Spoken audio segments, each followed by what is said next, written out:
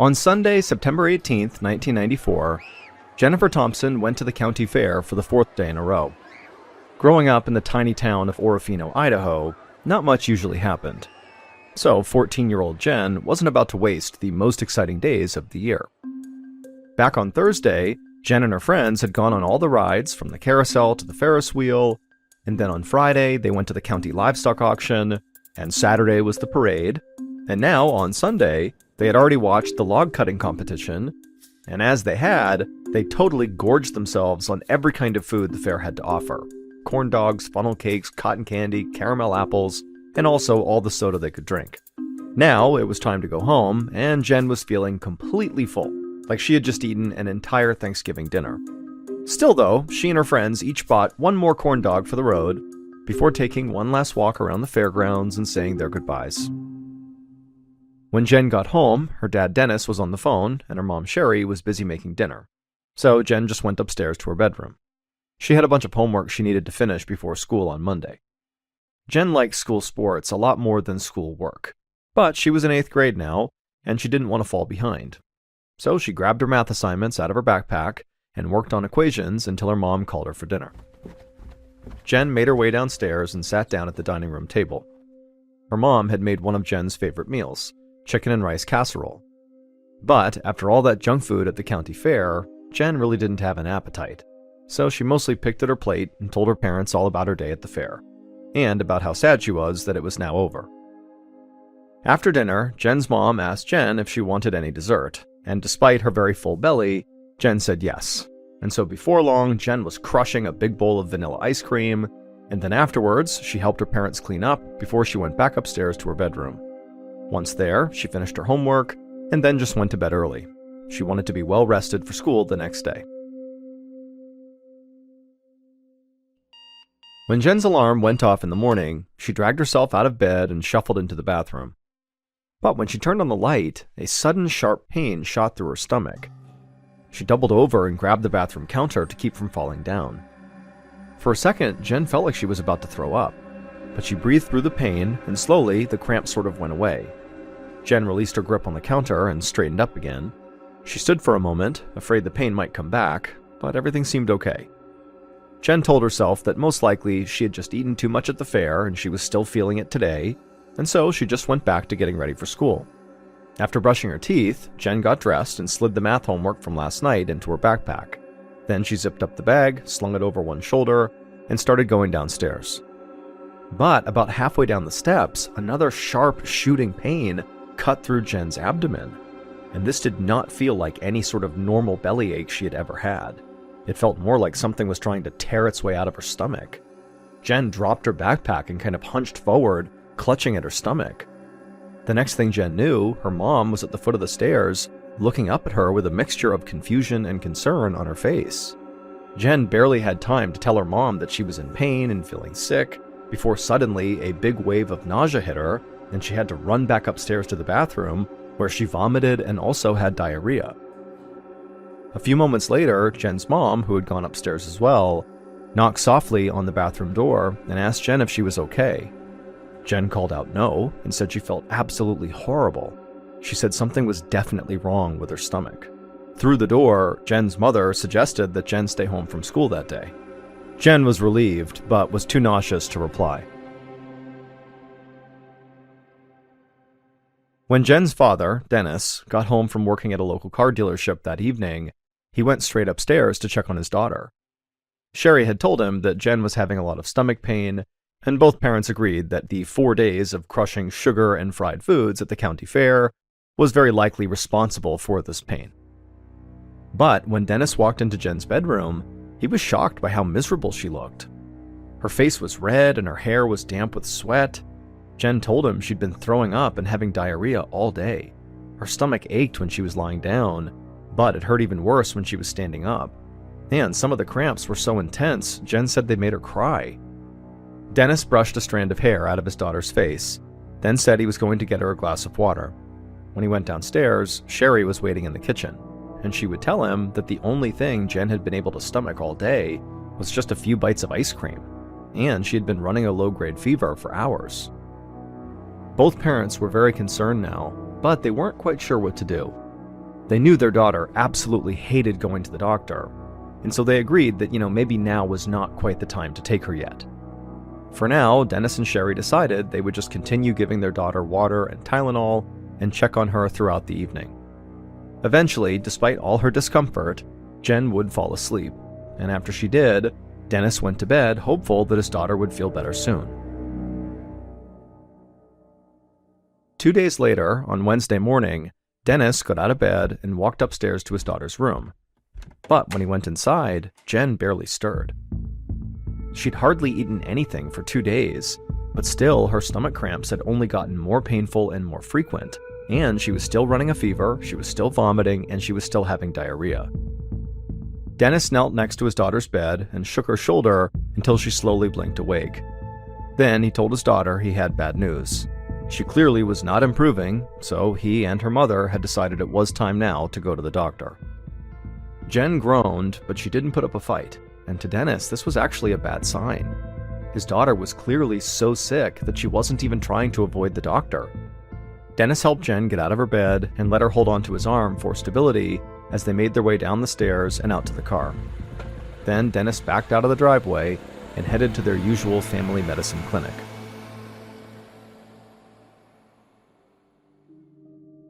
A few minutes later, Dennis helped Jen climb onto an exam table, and he could tell she was struggling just to sit upright. Before long, Jen's longtime pediatrician, Lyndon Bishop, came into the room, and he was surprised to see his athletic young patient looking so ill. He listened closely as Dennis explained his daughter's symptoms, and all the while, Jen just silently sat there, clutching her stomach and leaning forward. Dennis told Dr. Bishop that he was pretty sure his daughter had food poisoning from something she must have eaten at the county fair. But when the doctor gave Jen a quick physical examination, he said that he thought Dennis was actually wrong, that this was something else. Because he said, food poisoning usually only lasts for 1 to 2 days, and Jen had been in pain for over 3 days. And so Dennis was taken aback by this, but he understood the logic. Dr. Bishop asked Jen if she had any history of stomach pain. Her father was about to answer for her, but then Jen lifted her head up and said yes in a weak voice. But that was all she could manage to say before she had to slump forward again. At this point, Dennis stepped in and he explained that not long ago, Jen had suffered from debilitating cramps in her lower abdomen for seemingly no obvious reason. Dennis and Sherry had taken their daughter to a gynecologist who found that one of Jen's ovaries was swollen to 3 times its normal size. Fortunately, this swelling was not cancerous, and eventually Jen's cramps had just kind of gone away on their own. Dennis admitted that, when Jen first got sick after the county fair, he didn't even think about her swollen ovary because her illness was so much worse this time. He didn't think a swollen ovary could give his daughter symptoms like a fever, diarrhea, and vomiting. But Dr. Bishop said he did think it was possible. Maybe Jen was ovulating, and that caused the swelling to return, and her symptoms came back even worse than before. It was the best and really only theory they had for now. So Jen was ultimately sent home with strict instructions to come back if the pain got any worse. Dennis was disappointed there wasn't more they could do for the moment, but he trusted Dr. Bishop's judgment, so he helped Jen off the exam table and walked her back out to the car. He leaned the passenger seat all the way back so Jen could lie down, and then as they drove home, Jen curled into the fetal position and began moaning. It made Dennis feel terrible to see his daughter suffer so badly when he really couldn't do anything to help her. But he reminded himself what Dr. Bishop had said right before they left. Don't worry, Jen will feel better soon. Later that evening, Dennis tucked his shivering daughter into bed. Sherry had gone out of town to visit the couple's other daughter. Dennis was going to be holding down the fort by himself along with Jen, and so far everything seemed to be okay. At least Jen was resting. Dennis put on his pajamas, brushed his teeth, and climbed into bed to watch TV, but as soon as he turned it on, he heard his daughter screaming, so he jumped out of bed and sprinted to Jen's room. When he got there, he found his daughter lying on the floor, curled up into a ball with tears streaming down her face. Jen kept screaming that she'd never felt anything that hurt this badly. She said she literally felt like she was going to die. In a total panic, Dennis ran back downstairs to the living room, he grabbed the phone and called the nearest emergency room. A receptionist answered and patched him through to a nurse, and Dennis explained what was happening, and the nurse paged Dr. Bishop, And he responded immediately, saying, "You know what? It sounds like Jen has appendicitis." The nurse told Dennis to bring his daughter to the emergency room immediately. In severe appendicitis cases, the appendix can burst open inside the body, causing complications and even death. And so if Jen had acute appendicitis, then she would need surgery to remove her appendix as soon as possible. By the time they made it to the hospital about 20 minutes later, Jen was barely coherent. Dennis lifted her out of the passenger seat and carried her into the emergency room. Under the bright fluorescent lights, he could see that his daughter's face was bright red and drenched in sweat.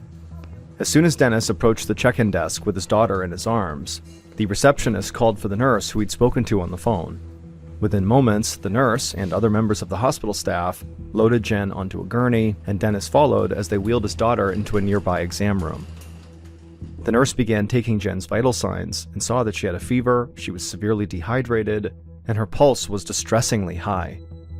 The nurse began to explain to Dennis what his daughter's vital signs could mean, but then a short man wearing glasses and a white coat entered the room.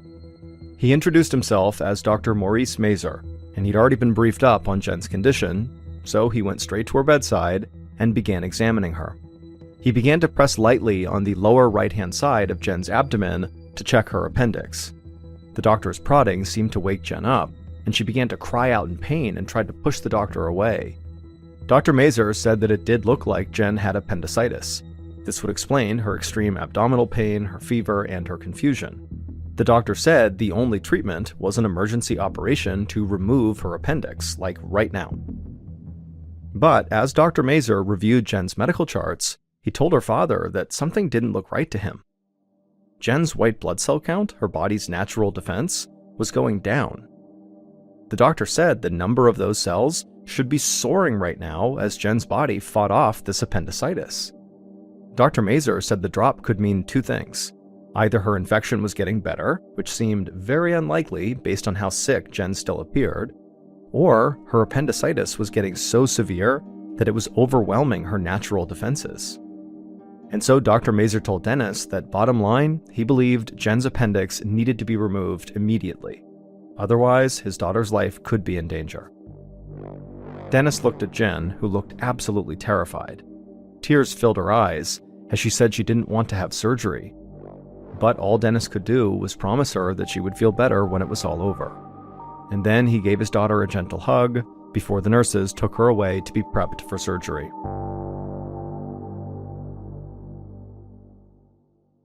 Jen's mother, Sherry, returned from visiting her other daughter just in time to find Dennis sitting in the hospital waiting room. The couple spent the next hour waiting on the edge of their seats until finally Dr. Mazer entered the waiting room and sat down beside them. Right away, the doctor said Jen's surgery had gone smoothly and she was okay, but then Dr. Mazer frowned.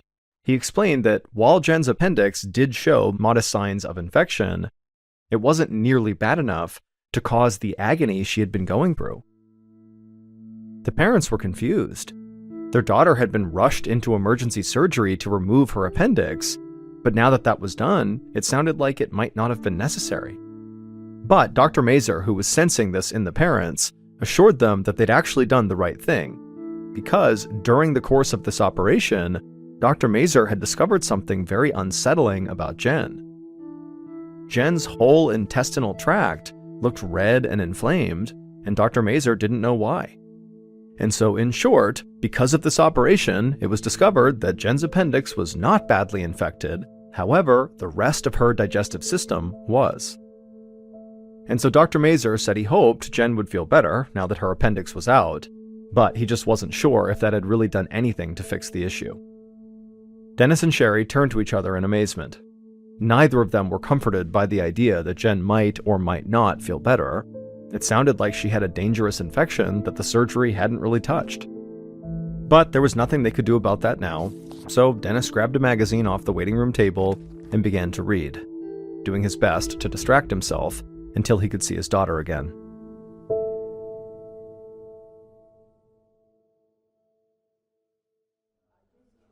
1,200 miles away at that very moment, a different and yet eerily similar story was playing out in rural Minnesota. A young nurse named Callie Vins was working in a small local medical clinic, and it was totally packed. Normally, it was not her job to check patients in, but there were so many people crammed into the small waiting room that the receptionist needed Callie's help. Callie pushed her short dark hair out of her face, feeling totally overwhelmed. She was an experienced and highly capable nurse, but the past few days had really pushed her to her limit. Dozens of teenagers had come into the clinic with fevers, diarrhea, vomiting, and extreme stomach pains. One of the doctors who worked at this clinic thought the teenagers had the flu, but to Callie, that didn't make any sense. For starters, if this was the flu, then why were only teenagers getting sick? Why not their parents or younger siblings? And why didn't they have runny noses, coughs, or any of the other respiratory symptoms typically associated with the flu? Callie heard the bell above the front door ring as yet another nauseous teenager and their parents stepped inside. Looking around at the waiting room full of sick kids, Callie knew she needed to do something. Whatever was going on here, she did not believe their small clinic was equipped to handle it. Callie turned and told the receptionist that she'd be right back. Then Callie made her way through the crowd of people and into the back of the clinic. At the nurse's station, she pulled out the office phone book and found the number for the Minnesota Department of Health. As soon as a representative answered her call, Callie described the mysterious outbreak in her small rural town. The representative told Callie to collect saliva, urine, and stool samples from all the patients and send them in to the health department for testing. This way, state analysts could try to figure out what was causing this widespread illness. Callie thanked the official and then hung up the phone. As one of the clinic's doctors rushed past her on the way to visit yet another patient, Callie pulled them aside and explained what they needed to do. A couple days later, 14-year-old Jen Thompson was back at home in Orofino, Idaho, lying on the living room couch and watching TV. She'd been released from the hospital, but so far, recovering from her appendectomy had been very difficult. The incision on her lower abdomen was always itchy, her stomach ached constantly, and she could barely keep food down. Plus, on top of that, she'd never been so bored in her life. It had only been a little over a week since she got sick, but she already just felt so isolated. She missed going to softball practice and spending time with her friends. She even missed school, which was something she never thought she'd say. Jen picked up the TV remote and began flipping through the channels trying to find something she wanted to watch. But then suddenly, this sharp, totally overwhelming pain filled her stomach, and it was so intense it made her drop the remote. The pain she was having felt just like the cramps she had had before her surgery. Jen's bottom lip started to tremble. She called out for her dad, and a second later, Dennis rushed into the room. Jen was in so much pain she could barely breathe, let alone talk. But as soon as Dennis walked into the room, she really didn't have to explain anything to him. He could see clearly how much pain his daughter was in, and so a second later he had ran out of the room, got Jen's mother, and got the car keys, and then within minutes, the entire Thompson family was back on the road, heading to the hospital. Less than an hour later, Jen was lying on a hospital bed with Dr. Mazur standing over her. Dr. Mazur pressed lightly on Jen's abdomen and said her incision seemed to be healing fine.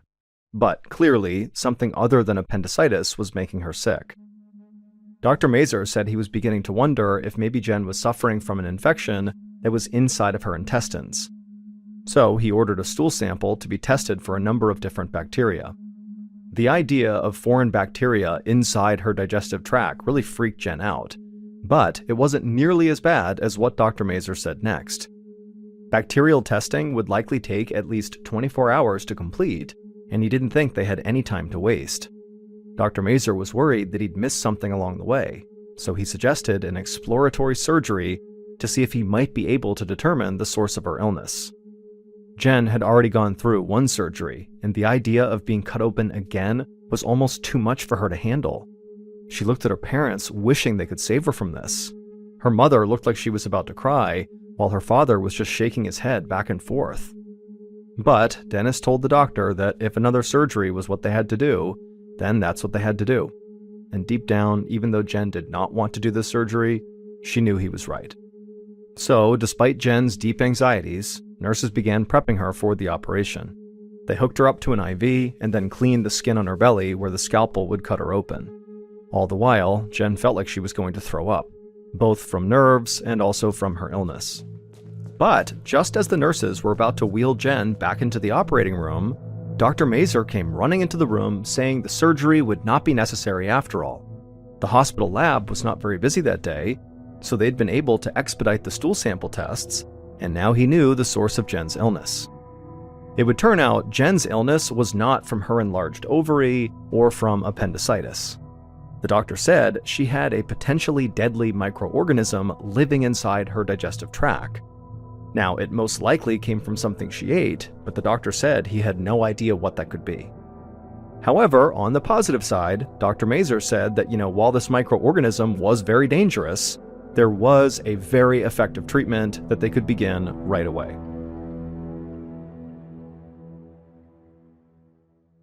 As Jen's treatment began, 3 states away, a man named Larry Edmondson was standing in his office at the Minnesota Department of Health, staring at a large map that he'd taped up on his wall. It was a detailed picture of the state of Minnesota, and Larry had stuck a number of red thumbtacks into the map to mark different locations. Larry was leading the investigation into the mysterious disease outbreak in his state. After nurse Callie Vins had called the Minnesota Health Department, Larry and his team had received dozens of biological samples from patients at Callie's clinic. They tested each one, and they too discovered the source of the outbreak. It was the same microorganism that infected Jen in Idaho. But Larry didn't know about Jen. He thought the microorganism was only in Minnesota, and right now he was trying to figure out exactly where it came from. The Minnesota Health Department had continued receiving calls from medical clinics across the state, reporting patients with similar symptoms. Every time Larry got a call, he would send a representative to interview the sick patient and also to collect samples of anything they'd eaten recently. Then Larry put a red thumbtack on the patient's location on the map. He had hoped these red thumbtacks would be more concentrated in one particular area, allowing him to sort of pinpoint the origin of the disease outbreak.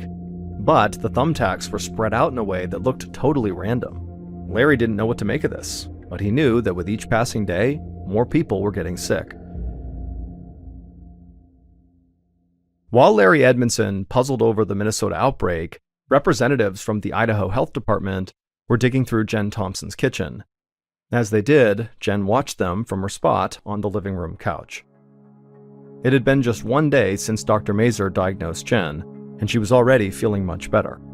Dr. Mazur prescribed some antibiotics that were working well, and for the first time in over a week, Jen didn't feel nauseous. She could finally keep food down, but she was scared to eat anything that came from inside her house, because it might contain the deadly microorganism. Jen looked on as the employees pulled fruit, vegetables, cheeses, and meats out of the refrigerator. They took small samples of each item and sealed them inside of small labeled baggies. Jen heard them tell her parents that they would test the samples and let them know the results as soon as possible. Dennis and Sherry thanked them, and then the employees left. As soon as they were gone, Jen's dad walked into the kitchen and took all the food out of the fridge and out of the freezer and just dumped it into a trash bag, went into the backyard, and threw it away. When he came back inside, he told Jen they'd just go grocery shopping for new food tomorrow. That way they would know for sure that whatever they bought was safe to eat. At the Minnesota Health Department, Larry Edmondson had collected hundreds of food samples from the homes of people who had gotten sick.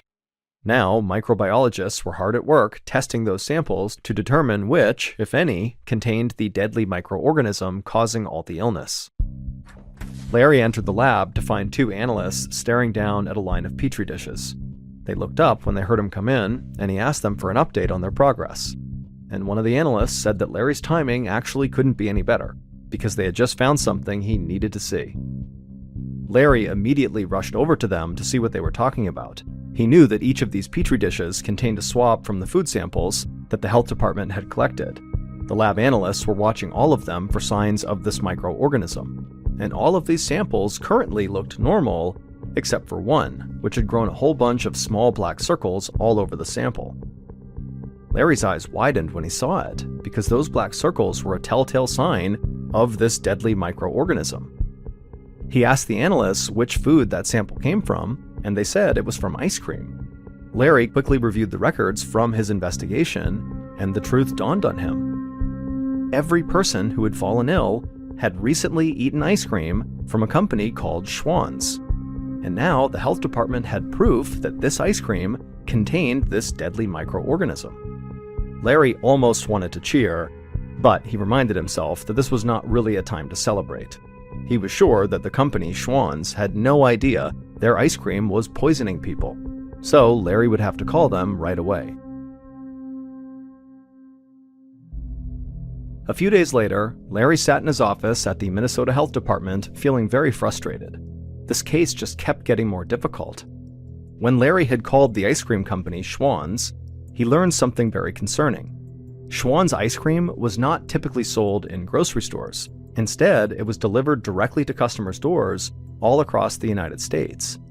Now, Larry still knew nothing about 14-year-old Jen Thompson's severe illness out in Idaho, but he now understood that this disease outbreak likely went far beyond Minnesota. On the bright side, though, Schwann's had been extremely cooperative. As soon as they learned their ice cream was tainted, they shut down their factory and recalled all of the potentially contaminated products. Schwann's delivery drivers were going door to door across the nation, informing customers of this outbreak and collecting tainted ice cream. But the Minnesota Health Department still hadn't figured out how the microorganism got into the ice cream in the first place. And that was the only way to prevent this disaster from happening again. Larry read over a report from one of his colleagues. They had swabbed miles of stainless steel piping at the company's giant manufacturing plant, but none contained any trace of this microorganism that sickened all the teens. So where was it coming from? Minnesota officials had expanded their investigation to include the company's distribution system, and so Larry's coworkers were now analyzing the company's trucks, trying to see if maybe the product was contaminated during shipping. Just then, Larry's phone rang, and he picked it up, hoping it would be one of his colleagues with good news. But it wasn't. When Larry answered, he heard a man's nervous voice, and this man said he had a tip about the department's ongoing food safety investigation, but this man was calling from a payphone because he wanted to stay anonymous. When Larry heard this, he sat upright, pressing the phone hard against his ear. He told the man that was fine. Larry didn't need his name, he just needed whatever information he had. So the man whispered that he was a truck driver, and the company he worked for shipped two kinds of cargo: bulk ice cream for Schwann's and unpasteurized liquid eggs. The driver said that the same trucks could carry liquid eggs one day and ice cream the next. And then in between, the refrigerated cargo tanks on the back of the trucks were supposed to be thoroughly cleaned so that there was no contamination from one load to the next. But the tipster said one driver had not been given the right cleaning supplies to disinfect their vehicle after hauling thousands of gallons of liquid eggs. So bacteria from the unpasteurized eggs contaminated the entire truck. And so as soon as the Schwann's ice cream was loaded into that truck, the ice cream got contaminated. Larry thanked the driver for coming forward. Because of him, the Minnesota Health Department could finally close this case. Larry immediately went to his supervisors and told them the whole story. When that cargo truck wasn't cleaned properly, it turned into a giant incubator for a type of deadly bacteria found in unpasteurized eggs called salmonella. The salmonella bacteria then mixed with a giant shipment of Schwann's vanilla ice cream. And so after 14-year-old Jen Thompson got home from the county fair on Sunday, February 18th, 1994, she did her math homework, she ate her dinner, then right before bed, she ate a bowl of the contaminated Schwann's vanilla ice cream. And so, of course, she and her parents had no idea that her dessert was full of salmonella bacteria. And so as a result, Jen just kept eating more and more of this contaminated ice cream each time she felt sick, because it was really the only food she could actually stomach. And so as this bacteria continued to multiply inside of her body, she got sicker and sicker. Jen and her family had no idea the ice cream was behind her illness until sometime in mid-October, when a Schwann's delivery driver came to their door and asked to take the contaminated ice cream back. The Schwann's salmonella contamination was one of the biggest mass poisonings in American history. In total, there were 593 confirmed cases of salmonella poisoning across 41 states and as many as 5,000 suspected cases nationwide. However, some experts estimate that there may have been nearly 225,000 people who got sick from this tainted ice cream. They just didn't report it. The ice cream company, Schwann's, paid out thousands of settlements to victims and changed their shipping procedure to make sure this contamination could never happen again. As for why the illness predominantly struck teenagers, it was likely due to two factors. One, young people tend to eat more ice cream, and two, young people tend to be more shy or embarrassed to talk about gastrointestinal issues than their more senior counterparts. And so as a result, maybe they began having symptoms and could have gone to the doctor and dealt with them, but in fear of being embarrassed, they didn't go to the doctor and let this condition get worse and worse and worse, and then finally it turned into a full-blown emergency room visit. But very few of the people who got salmonella poisoning had symptoms as severe as 14-year-old Jen Thompson. Even after having her appendix removed, she had to undergo at least 3 more surgeries to fix her damaged digestive system, including having her gallbladder taken out. The salmonella also caused her to develop a rare type of arthritis. To this day, Jen still lives with chronic pain, all because of a few bowls of ice cream she ate back in 1994. Kendall Mott kept his eyes locked on the road as he drove towards the home of his father, 58-year-old George Mott. It was 6 p.m. on March 26, 1986, and the sun was hanging low in the sky over Crown Point, which is a small country town in upstate New York. A few hours earlier, 32-year-old Kendall had received a phone call from his sister Kimberly. She had called their dad multiple times over the course of that day, but all she kept getting was his answering machine, so Kimberly was worried. Part of that worry came from the fact that their dad lived alone since he had divorced their mom a few years back. On top of that, his health was declining. George was an ex-smoker, and now he had some serious issues with his lungs. He used an oxygen mask, and he'd just recovered from a bout of pneumonia that had sent him to the hospital for a few days.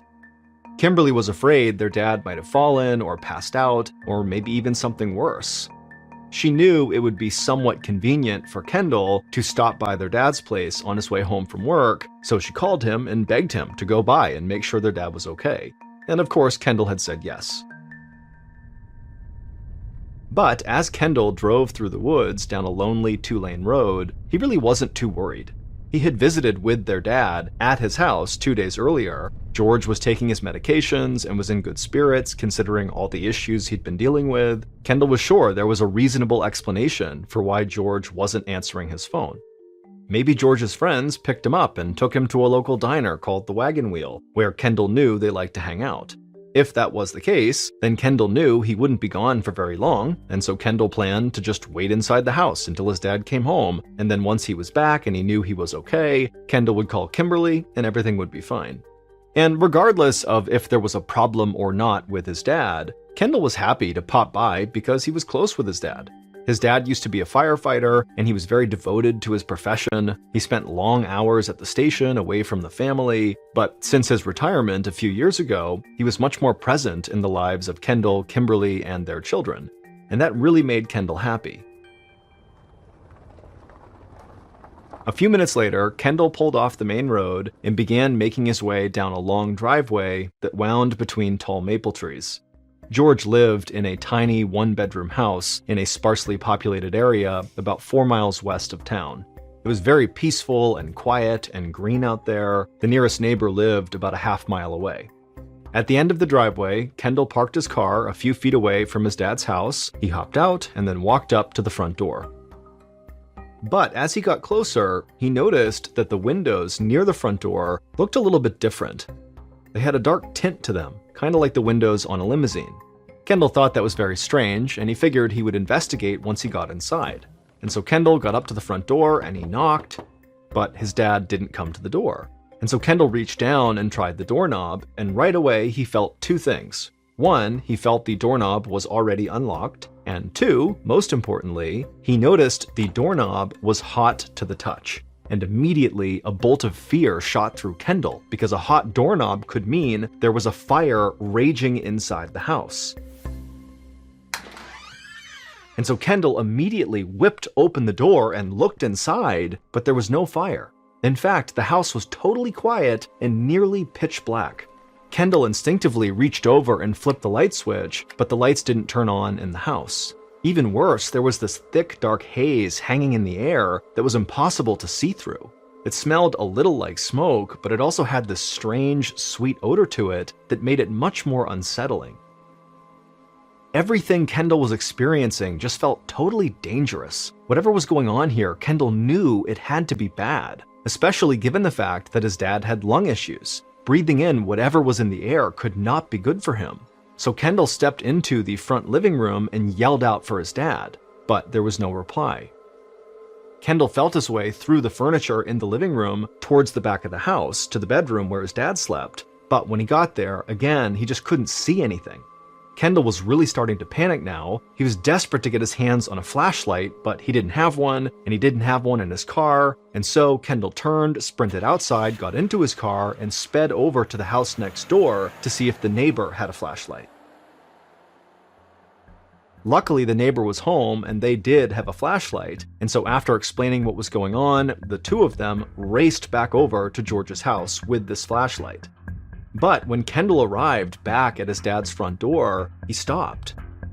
He was holding out hope that his dad was not home, and that he was safe, and that whatever was going on inside of his house had nothing to do with his dad. But Kendall also realized that now that they had this flashlight, when the neighbor went in there and shined it around, he might reveal something totally horrible to Kendall. And suddenly Kendall, standing there right in front of the door, he just felt like he couldn't handle that. He couldn't go in and see whatever happened to his dad. So Kendall stayed outside as the neighbor clicked on his flashlight, pulled the collar of his t-shirt up over his nose and mouth, and stepped into the house. The next few minutes were agonizing for Kendall as he waited to hear what was hidden beneath the black haze inside his father's home. Finally, the neighbor emerged from the house, and from the grim expression on the man's face, Kendall could tell something horrible had happened.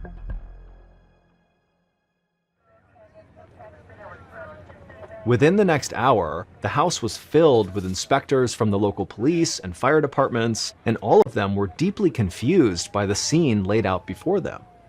It didn't take them long to determine that a fire had broken out inside of George's house, but the way the fire behaved just didn't make sense. As the inspectors stepped through the front door and into the living room, they could see that there was a layer of black soot covering everything. But nothing in the room was actually burnt.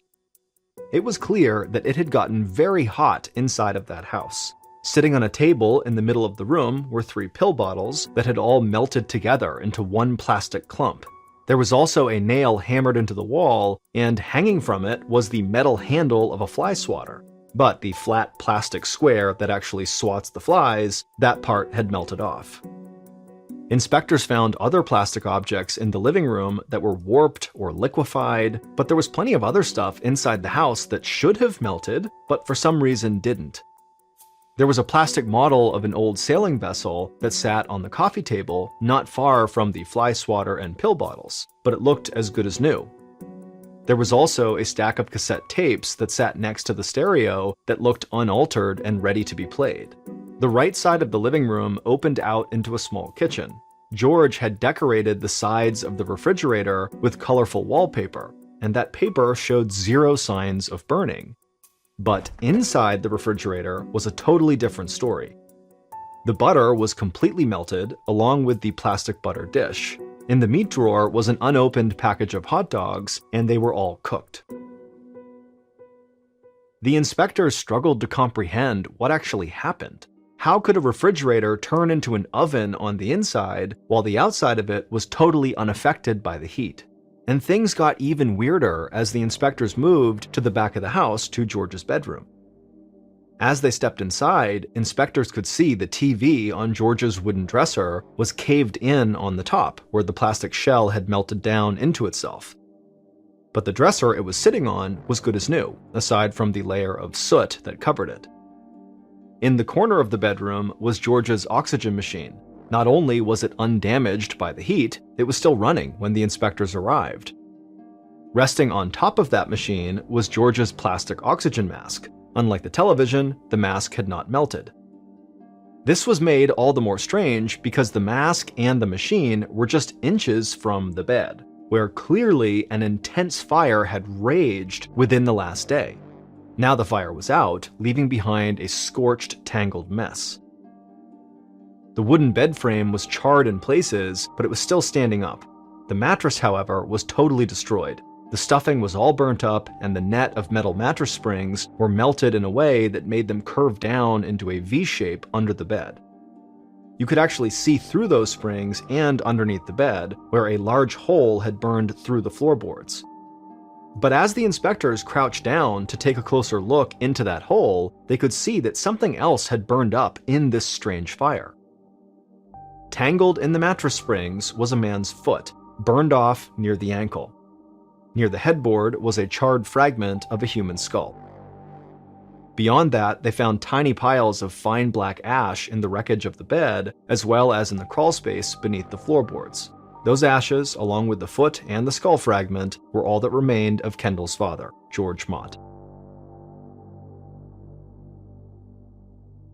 Before he died, George was a pretty big, sturdy guy, weighing in over 180 pounds. What was left of him now weighed about 3 pounds, easily fitting inside a shoebox. The confusion amongst the inspectors only continued to grow after finding George. George wasn't just burned, he essentially had been cremated. Cremation is the process where a dead body is burned to ashes, and it requires an immensely hot fire that burns inside of a special oven. Yet somehow, here George was, reduced to ash by this bizarre fire that only affected small portions of the house. It just didn't add up. If the temperature in the bedroom was hot enough to cremate George, how on earth was the house even still standing? But there was yet another mystery hanging over the scene. How did a fire as powerful as this one get ignited in the first place? The inspectors checked the electrical outlets, they checked the gas lines that ran in the crawl space under George's bedroom, they completely dismantled the gas furnace that straddled the bedroom and the living room, and they could not find a single shred of physical evidence that might explain how George caught on fire. A few days later, the New York State police inspectors finally just gave up. They couldn't see any signs that foul play had occurred, so they filed a final report that simply stated that George's death was, quote, accidental. Then they closed the book on the case. But there was one inspector with the Essex County Fire Department who wasn't ready to give up so fast. That man's name was Tony Moret. Tony was 37 years old and had worked in the fire department since he was 16. He had known George Mott personally, they'd worked side by side as firemen, and Tony really liked George. So he was determined to find out what really happened to his friend. On top of all the weird anomalies they found at the scene of the fire, Tony was puzzled by one more thing. He knew George was obsessed with fire safety. Tony just couldn't believe that George would be careless enough to accidentally set himself on fire. But after hundreds of hours exploring every possibility for what could have happened to George, he was getting really frustrated. Tony knew a lot about the science of fire, but none of those scientific rules seemed to apply to what he was observing inside of George's house. Finally, one of Tony's colleagues gave him a tip about an organization down in Harrisburg, Pennsylvania that might be able to help. They were called Parascience International, and they specialized in the study of strange phenomena that couldn't be explained by traditional science. Tony was hesitant at first. When he thought of the paranormal, he thought of things like Bigfoot and UFOs and the Loch Ness Monster. To him, any organization that believed in those sorts of things was an organization he couldn't really take seriously. But he was desperate to find out what happened to George, and his own investigation had reached a dead end, and so he didn't really have anything to lose by considering a different perspective, even if it was totally unorthodox. So, in April of 1986, a few weeks after George's ashes were discovered, Tony took a deep breath, then picked up the phone and made the call to Parascience International.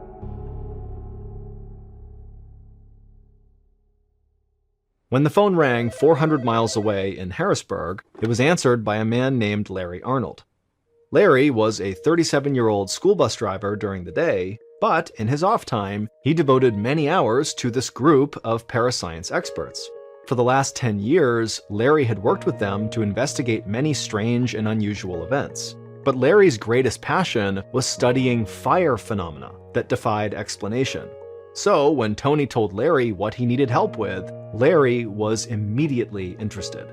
Larry listened intently as Tony flooded him with details about the strange case of George Mott. The body reduced to fine ash, the lack of damage to things near the body, the inexplicable pattern of melting and burning throughout the house. The more Larry heard, the more intrigued he became. And so by the end of this call, Larry said he'd be happy to drive up to Crown Point, examine George's house, and see if he could make any sense of it. And a few weeks later, that's just what Larry did. When he arrived in Crown Point, he met with Tony at George's home. It had been over a month since the fire, but George's family was still in shock and were totally undecided about what to do with the house, so the inside really wasn't all that different from the way the inspectors first found it. Sadness, I'm so sad. Avocados, blah blah blah blah blah blah. Heartbreak, oh my god, we get it, you're sad. Jesus Christ, shut up already. Oh my god, I'm so sad. Nobody loves me and I never even thought that maybe that's my fault. I look for sadness, I look for pain. So when I find it, my mind is locked in place. I see it everywhere. I never even took the time to realize that maybe the problem is me. I look for pain, it's all I see. So when it comes to my conclusion of the reason, that's never me.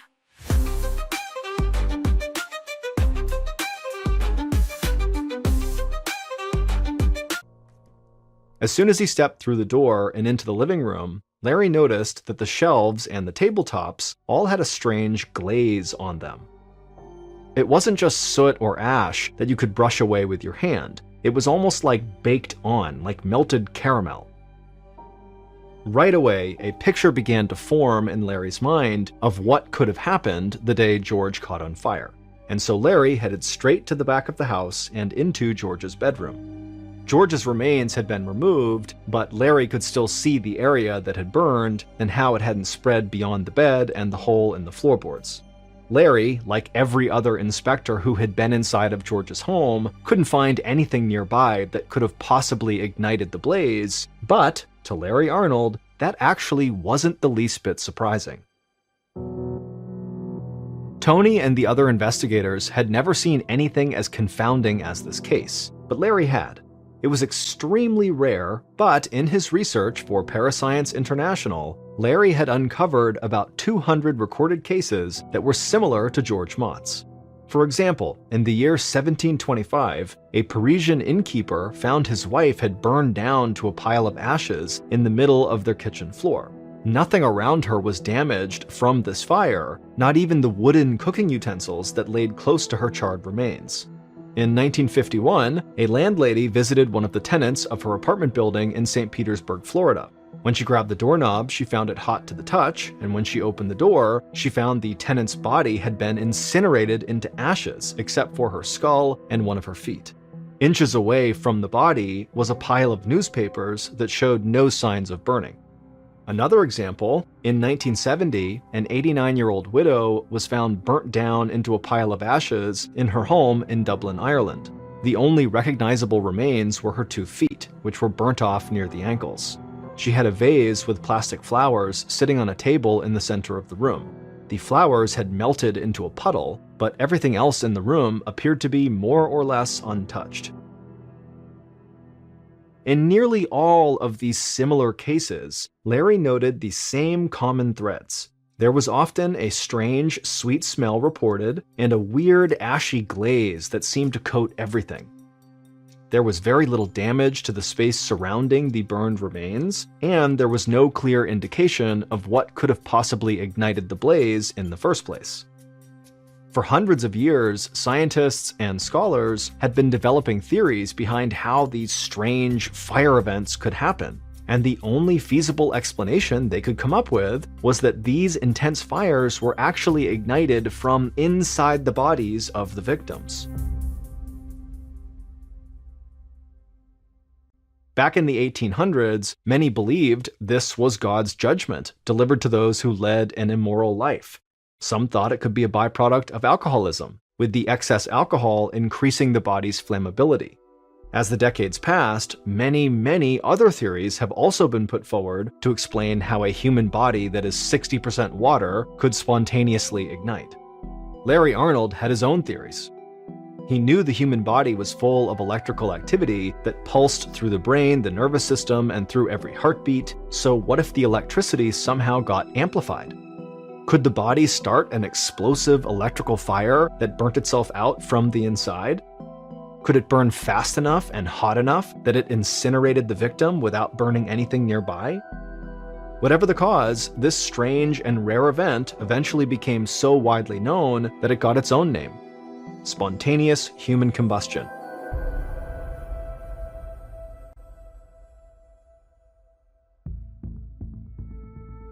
When Tony heard Larry's theory, he thought it sounded crazy, but he also thought it made more sense than any other explanation he'd heard for what happened to George.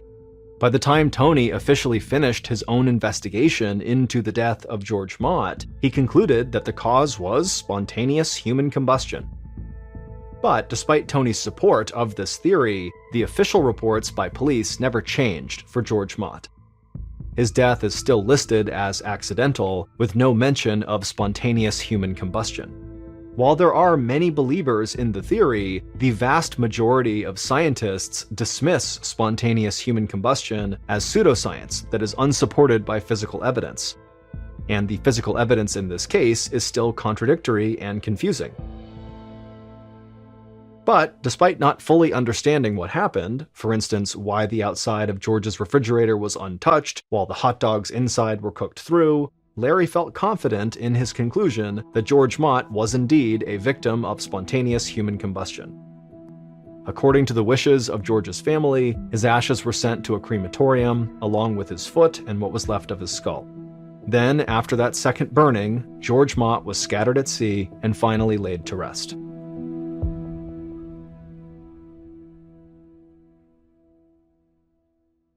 Thank you for listening to MrBallen's Medical Mysteries. If you enjoyed today's story, be sure to come back next week because we put out a brand new mind-boggling medical mystery each week.